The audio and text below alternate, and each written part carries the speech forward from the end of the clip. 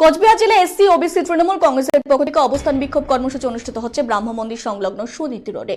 মূলত এই অবস্থান বিক্ষোভ কর্মসূচির দাবিগুলো হলো 2019 সালের লোকসভা নির্বাচনের প্রাক্কালে বিজেপির পক্ষ থেকে যে প্রতিশ্রুতি দেওয়া হয়েছিল তা এখনো পর্যন্ত পালন করা হয়নি। এই অভিযোগে তাদের বিক্ষোভ।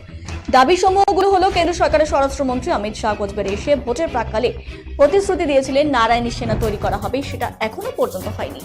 এছাড়া আরো বিভিন্ন দাবি রয়েছে। পাশাপাশি এদিনের অবস্থান বিক্ষোভ কর্মসূচিতে বক্তব্য রাখতে গিয়ে উত্তরবঙ্গ রাষ্ট্র পরিবহন সংস্থার চেয়ারম্যান পার্থপ্রতিম রায় পরোক্ষভাবে কেন্দ্রীয় স্বরাষ্ট্র প্রতিমন্ত্রীকে আক্রমণ করেন।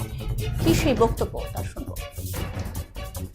জামিন পাওয়ার জন্য আমরা বিশ্বাস করি মহামান্য সুপ্রিম কোর্টের উপর আমার ভরসা আছে যে মানসিটা ডাকাতির case, murder case, agent murder কেসের মতো ভিন্ন অপরাধের সঙ্গে যুক্ত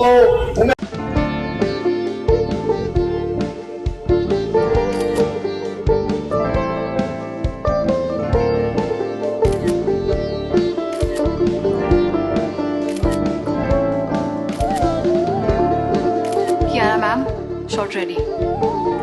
Just 1 second, huh?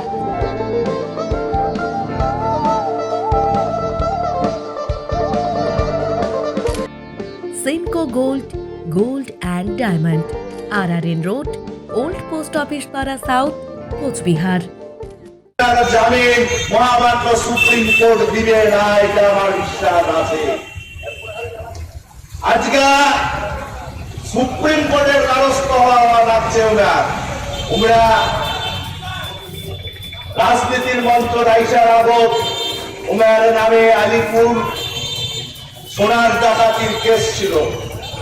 উমার নামে আর্মস অ্যাক্টে কেস আছে, 302 এর মার্ডার কেসের মামলা আছে, 307 এর অ্যাটেম্প টু মার্ডার কেসের মামলা আছে, ফায়ারিং কেসের মামলা আছে, নানান নানান মামলায় জড়িত।